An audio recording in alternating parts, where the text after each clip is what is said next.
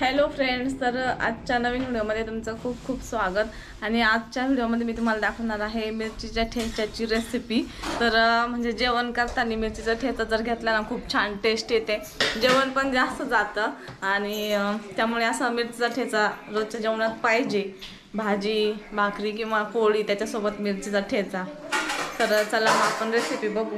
एवढे हिरव्या मिरची घेतल्या ठेच्यासाठी आणि 2 लसणाच्या पाकळ्या घेतल्या। मिरची आपल्या मनावर आहे, जितके टाकायचे तितक्या। आणि मीठ टाकायचं, मीठ आणि लसूण, एवढे 2 पाकळ्या लसूण हे तर निसून घ्यायचं आणि मीठ। आता मी तर मिरच्या निसून घेते व्यवस्थित। मिरच्या लसूण मीठ घेतलं ना? हा, एवढे मिरची घेतल्या, एवढं मीठ घेतलं आणि एवढे लसूण। आता हे असं ठेसून घ्यायचं आणि खूप छान असा ठेचा, खाण्याला पण चवदार आणि म्हणजे असं तोंडाला चव येण्यासाठी तर खूपच छान लागतं। आता टाकून असं ठेसून घ्यायचं जरा जरा। आता मिक्सर मध्ये वाटणं ना असं ठेचला खूप बदल। हा, म्हणजे मिक्सर मधली चव नाही वेगळीच लागते, त्यासाठी मी खलबत्त्यात ठेसून घेते। ठेसून घेतलं ना त्याला ठेचा खाण्याला खूपच टेस्टी लागतो। आणि असं तव्यावर पण करते ना की तव्यावर पण मिरच्या भाजून घ्यायच्या आणि असं रगडून घ्यायचं, तांब्याने रगडायचं। तो पण करणार होते पण आधी हाच दाखवू म्हणलं। हा, या पद्धतीने ठेचून घ्यायचं सगळं।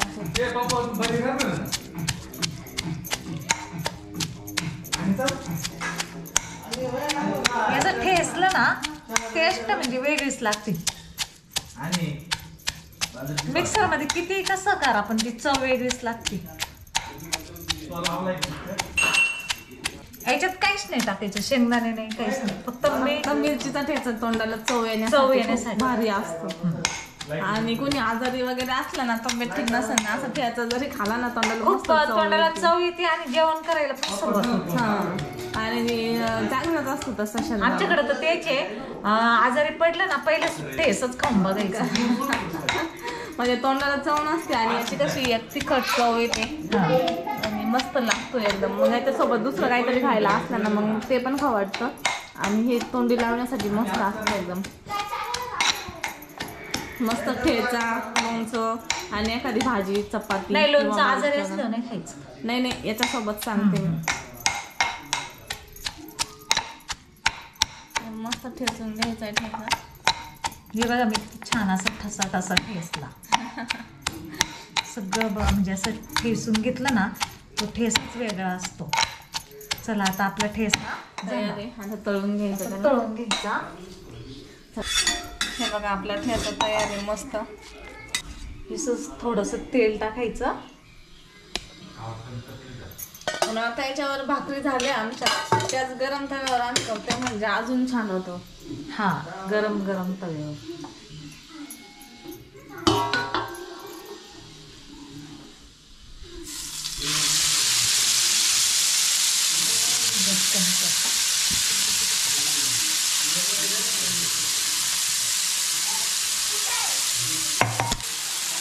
बघा आता परतून घ्यायचं,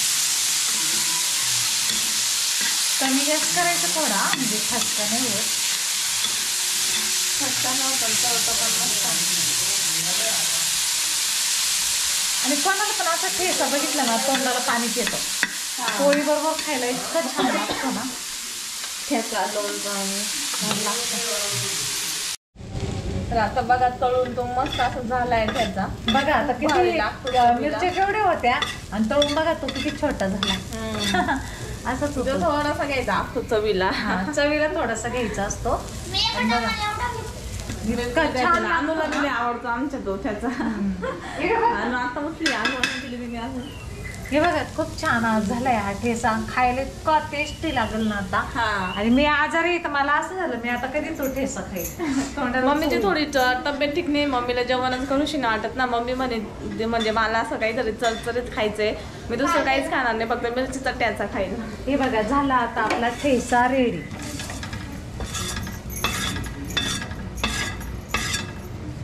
खूप मस्त लागतो। ज्यांना चिकट आवडतं ना त्यांनी नक्की ट्राय करा. आणि काही खूप जणांना नाही आवडत चिकट, तर त्यांना असं वाटतं हे काहीतरी खूप तिखट असेल, तर म्हणजे असं खूप नसतं खायचं, तो तोंडी लावण्यासाठी थोडासा खायचा असतो, खूप भारी लागतो. चला मग रेसिपी आवडल्यास लाईक शेअर सबस्क्राईब करून टाका.